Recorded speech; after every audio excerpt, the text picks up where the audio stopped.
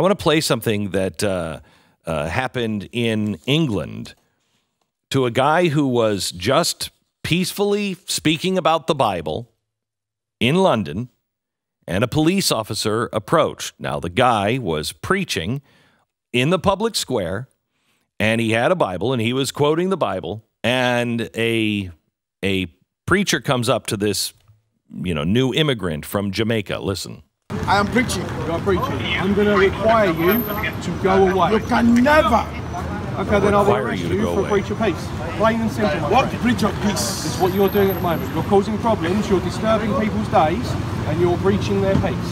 Okay, so for that to be dealt with, if you won't go away voluntarily, we will have to arrest you. I will not go away because I need to tell them the truth. Because Jesus is the only way, the truth. Jesus is the only way, the truth, and the life. I appreciate and that. Nobody, but nobody wants to listen to that. They want you to go away. Nobody you wants don't to want to listen to that. You will listen when you are dead. You will listen when you are dead. You will listen. Now they grab the handcuffs Take me. and they start to arrest him. No. Don't take my Bible away. Don't take my Bible away. And they take his Bible, and he just peacefully says, please don't, just don't take my Bible away. Please don't take my Bible away. This is something, if you see this video, is like from some dystopian, futuristic movie that you hate. That's England. And soon we'll be here. Will Maule, writer from Faithwire. How you doing, Will?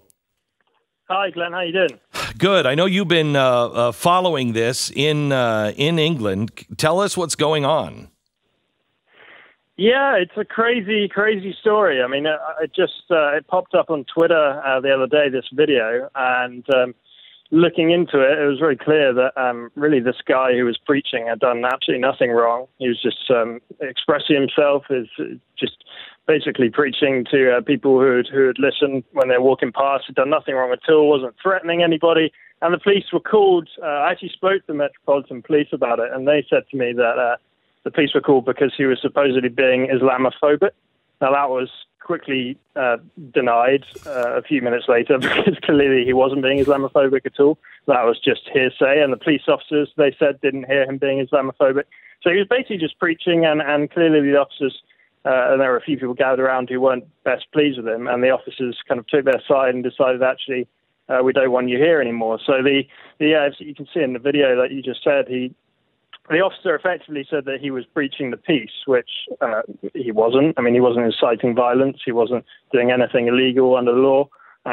So he said, well, you're breaching, people's peace who are walking past. You're causing disturbance to their day, and nobody wants to hear it, basically. So that was an interesting comment. And so then he basically marched him off. He arrested him and marched him off, which was completely unnecessary. I actually only came out today that the police told me that they then took him down to the station, realized they couldn't charge him with anything, realized he'd done nothing wrong, and de-arrested him was the phrase they used. De-arrested. And let him go. Yeah, I'd never heard that one, de-arrested.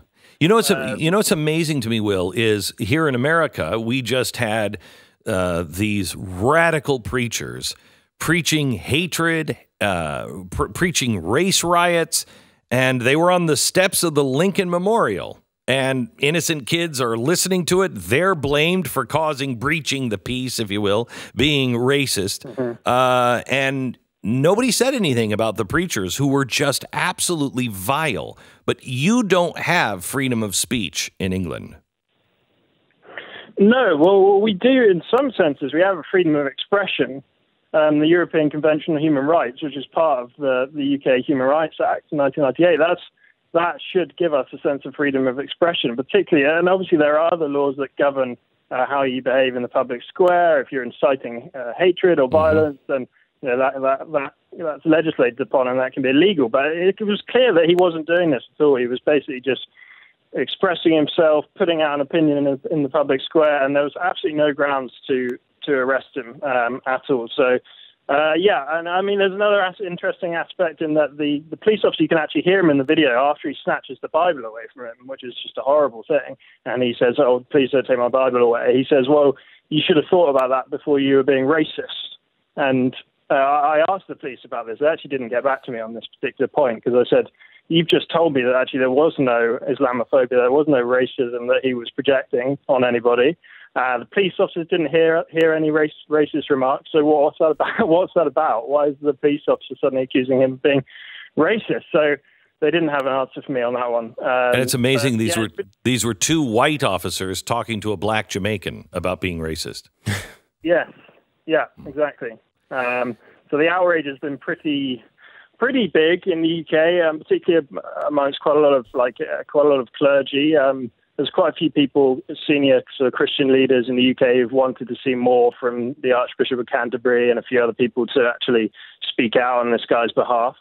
I did actually hear today that the guy in question, the preacher, he was eventually de-arrested, as the Met Police said, and then dropped off somewhere, and he actually had no money on him, so he basically didn't know what to do and where to go. But then they said that someone helped him out, and he ended up actually going back to Southgate Station, North London, and continuing on preaching. So that's good on him, I'd say.